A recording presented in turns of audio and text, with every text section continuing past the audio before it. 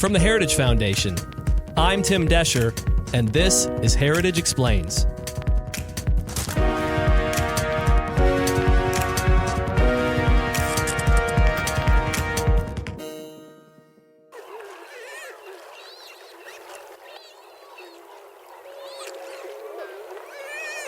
That's the sound of sea otters playing in Elkhorn Slough in California.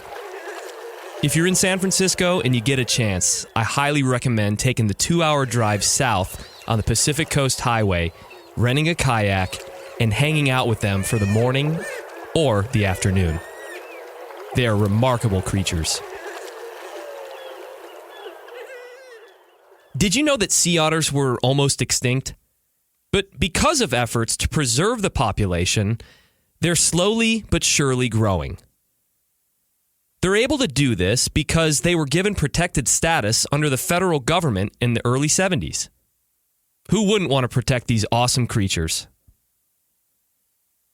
Well, it should come as no surprise to learn that when the Trump administration announced it was going to make revisions to the Endangered Species Act, the left would do what they always do. Grizzly bears, humpback whales, the bald eagle, all species that might not be here today without the Endangered Species Act, which was signed into law by President Nixon in 1973. Today, environmental organizations decried the Trump administration for moving to weaken those protections in their view by changing how agencies decide whether animals or habitats deserve to be covered under the Endangered Species Act. Hold on, it gets worse. The people that will be impacted the most will be our children with the loss and with the emasculation of this incredibly important endeavor, the Endangered Species Act. And I can tell you from my heart that there has never been a presidential administration more willfully, more purposefully negligent when it comes to the stewardship of our natural resources than the Trump administration. Or how about comedian Greg Ott? Those voices are talking about new changes to the Endangered Species Act, which will shrink protections for endangered species while making it easier for companies to drill and mine in protected areas. It makes sense. If you're going to drain the swamp, you might as well check for some oil underneath it. The Endangered Species Act protects creatures like the bald eagle. It's an animal we like enough to put on our coins. But if we want those coins, we're going to have to mine some copper. And if those copper mines kill a couple of bald eagles, it's okay, because they'll always be on our coins. It's good to know that at least one person on the left can laugh about this.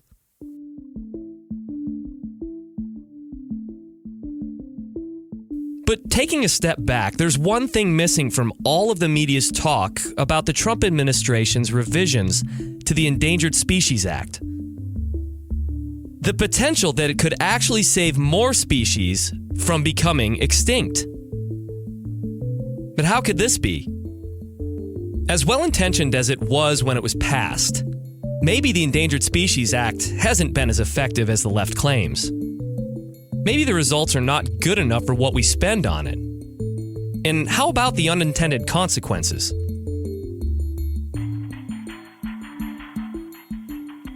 So let's look at the other side of the issue. The side the media refuses to tell. How effective has the Endangered Species Act been? What are the changes the Trump administration are proposing? And what will the impact be on private landowners and the endangered species themselves? Darren Bax is a senior research fellow in the Rowe Institute for Economic Policy here at the Heritage Foundation. This week, he explains. Darren, thank you so much for joining us this week. That's great to be here, Tim. Okay, so let's just start from the beginning. When I initially read about the Endangered Species Act, or we can actually call it the ESA, is that okay? That's okay. It was touted as, at least in the blogs that I was reading, as a tremendous bipartisan effort led by President Nixon in 1973. Now, I think we're going to have some disagreement with that, but just explain briefly the start of this and what was the intention originally? Well, the intention is to conserve species. And this law was passed in 1973, so we're now 46 years into it. And unfortunately, the law has been a failure. And no matter what you're hearing about how wonderful it is, the reality is only 3% of species that are actually put on a list, and that list lists the species that are thought of as threatened or endangered. Only 3% of those are actually recovered, which means they can get taken off the list as being threatened or endangered. So it's not working.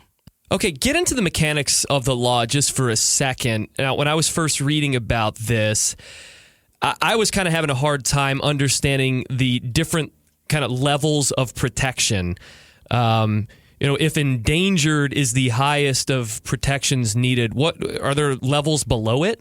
Yeah, so a threatened species is also listed. So a threatened species is a species that's in the foreseeable future likely to become endangered.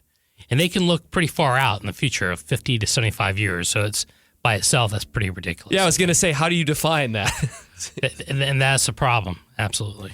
All right. And so what do you see in terms of these different levels? Are they fair or are they arbitrary by nature? Well, they're certainly arbitrary. One of the biggest problems that exists is simply the whole process of determining whether or not there's actually a species is even at risk, knowing what the population of the species is. And then even when the government has made mistakes, they sometimes don't even correct their mistakes. So that's a real problem, and it's really some very bad data out there as to know really whether or not the law is working as well as it should. And even many of the species that have been removed from the list, a lot of times it's just because of error by the government.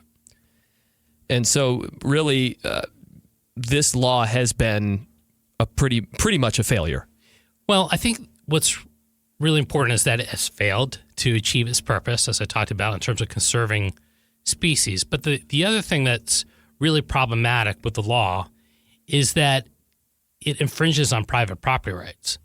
And it's one thing to actually achieve your species conservation goals, but unlike maybe other environmental laws, what you have here is private property owners. They're not doing anything wrong at all. They're not polluting the water. They're just trying to engage in ordinary activities like farming or building their house or whatever it is. And what happens is society has decided that we're going to put all the costs onto the private property owners.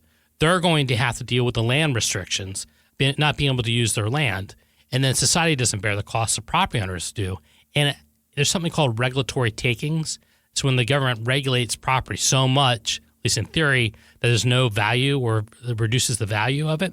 The problem is the courts have made it almost impossible for something to be a regulatory taking. So if the federal government reduces the property of your land, Tim, by 90%, that's not going to be considered a regulatory taking. Wow.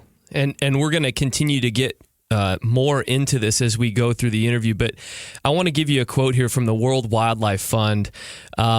They say, quote, "The U.S. Endangered Species Act has been a model for conservation efforts globally, and weakening this effective law hamstrings the U.S.'s ability to help save species from extinction." Now, your piece, which was in the Daily Signal, which is a great one, I'm going to link to it in the show notes, everyone, so please go check it out. It's called 3 Ways Trump's New Regulations Will Better Protect Endangered Species. Now, I want to go one at a time here on these ways. The first one is no longer treating threatened species as if they were endangered. So go into this a little bit more. As we talked about, so threatened and endangered species they're different. And when the species is listed, there are going to be severe restrictions placed on somebody's property if they're endangered. But what's happened was the Fish and Wildlife Service started to treat threatened species like endangered species. So Why? Why would they do that? Well, because they decided to ignore the law. And what the government is doing now is they're bringing it back so that the threatened species don't have the severe privacy restrictions. The property restrictions like the endangered species do. And what happens if you're a property owner and a species has not been listed as endangered but is listed as threatened, and you don't have those severe restrictions, what you do is you have the incentive to make sure that species doesn't become endangered. So you have the incentive to actually try to conserve the species. If the threatened species, if the penalty to the property owner is the same as if the species is endangered, then first of all, you're not going to have that incentive to conserve the species. And what property owners wind up doing oftentimes is they'll actually start to change their property to make sure the species does not come onto the property. So they'll like cut trees down so a bird won't fly onto the tree.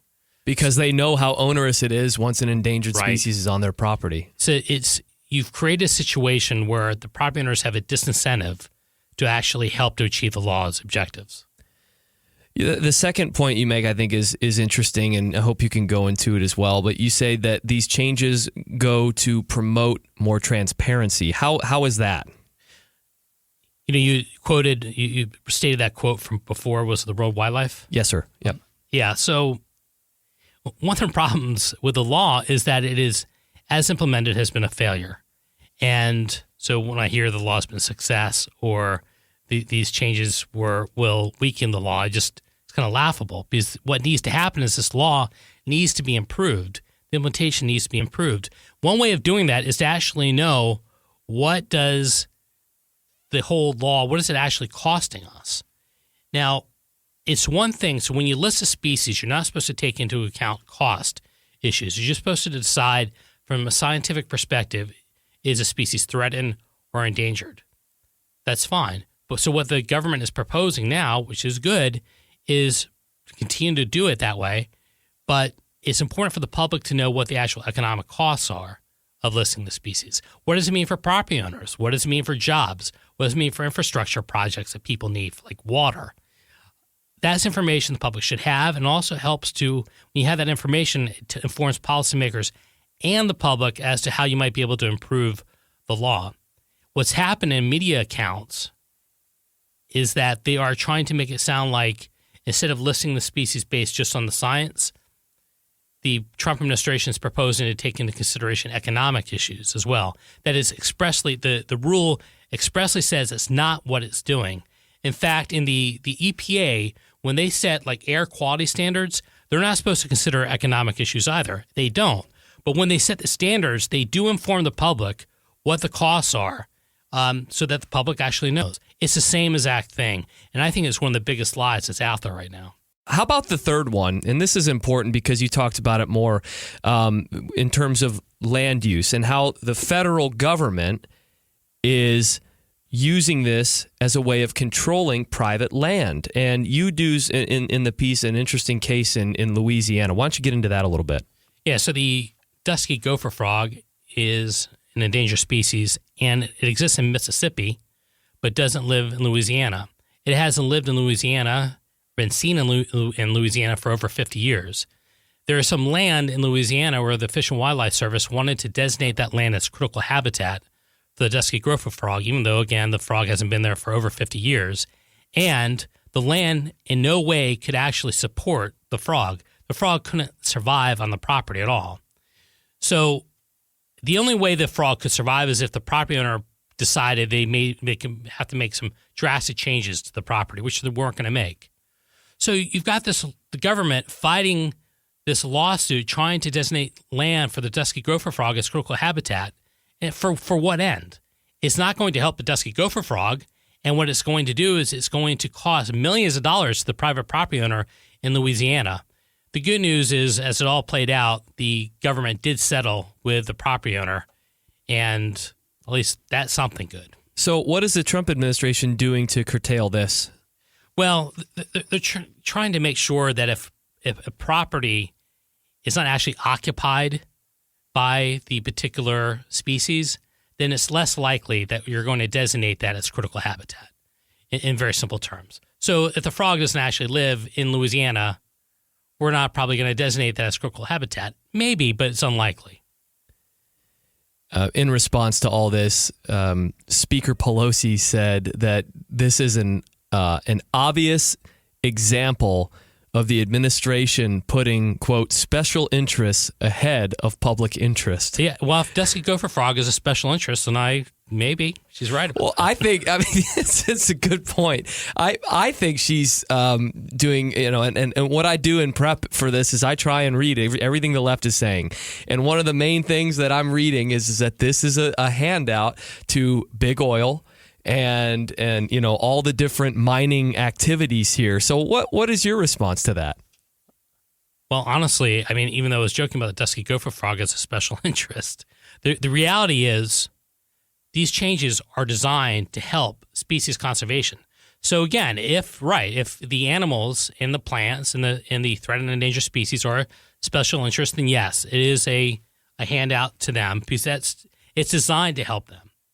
It is truly designed also to help property owners, because if you disincentivize property owners to not conserve species, you're hurting the species and you're hurting the property owners. There is like this fight between the federal government and anybody affected by the law. Instead, what the government needs to do is work in a collaborative fashion with states and private property owners to try to achieve the objectives of the law. So this isn't designed for special interests. This isn't cronyism, which I'm adamantly opposed to. Yes, you are. This is a law designed to improve the environment, protect species conservation, respect property rights, and also, quite honestly, many of these changes are simply the administration looking at the law and deciding, you know what, maybe we should actually comply with the law as opposed to what past administrations have been doing. Yeah, it's pretty sad state of affairs here in D.C. that just because something's been done incorrectly for 46 years, changing it to make it work better is somehow this big, crazy deal. Well, think about it. We're close to 50 years, and you'd hope that some lessons have been learned in that 50 years, and that there will be better ways to actually conserve species, and we would improve the regulations that actually exist to better conserve the species. We're going to get right back to my interview with Darren, but I just wanted to make a plea with you real quick. Heritage Explains isn't the only podcast that exists here at the Heritage Foundation. In fact, we've got a bunch of them. We got Problematic Women, Daily Signal, The Right Side of History, SCOTUS 101, Liberty and Justice for All with Jack and Paul, one of my favorites. And this all costs money to do. And we want to keep this going. So I'm going to ask you, I'm going to make a plea with you right now. If you like the work that we're doing here at the Heritage Foundation in terms of podcasting, log on to heritage.org, look up at the top right side of the page, click that donate button, and make sure you specify that you're supporting podcasts when you do the donation. It's very, very important that we do this. It's very, very important that we keep this going. We are making incredible strides to take back ground that the left has taken from us in terms of communicating via podcast format, and it's because of listeners like you that we can do it. So thank you. Again, it's heritage.org. Look up at the top right-hand corner of that webpage, click donate, and help us keep this thing going. All right, let's get back to my conversation with Darren. Is there anything more that the Trump administration should be doing in regards to the ESA? Yeah, yes, there's definitely more they should be doing. I think one thing they need to be doing is just, first of all, they've done a good job of establishing a record and developing these rules so that they can actually defend it in court. I think one thing you want to do is the listing process when you decide what species to list should be distinct from any type of regulatory implications that are associated with the law. So you basically decide, okay, a species is threatened or endangered. That doesn't necessarily mean that the species would be regulated, or it might change how you decide to go about regulating the species. There needs to be better transparency. We need to get a better sense of what it actually is costing property owners out there. And I think that's going to be a challenge. I think what's interesting is you sometimes hear environmental groups argue, oh, there's not enough money spent. But the reality is when you have massive regulations, they don't ever take into account the cost of the regulations.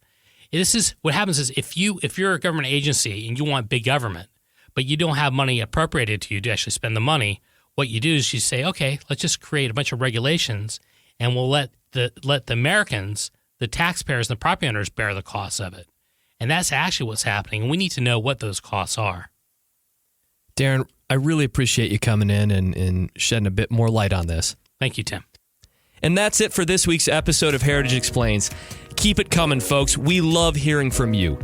Just a special shout out to my new friend, Mark. He sent us an email, and I want to give you a little bit of what he said. He said, the Heritage Explains podcasts are outstanding. I love listening to them. They are very informative and insightful. Also, the length is perfect. I can complete one on my morning drive from home to work. So many podcasts are 40, 50, 60 minutes long, and those require multiple listening times. Thank you for all you do to promote the truth as it relates to news in America. Listen, Mark, thank you for the message, and thank you for listening. We love this show. We love our audience, and so thank you for helping us improve it. Now, in the spirit of Mark's email, we better wrap this thing up because he's probably almost to work. So, Michelle is on next week, and we'll see you then. Heritage Explains is produced by Michelle Cordero and Tim Desher, with editing by Thalia Rampersad.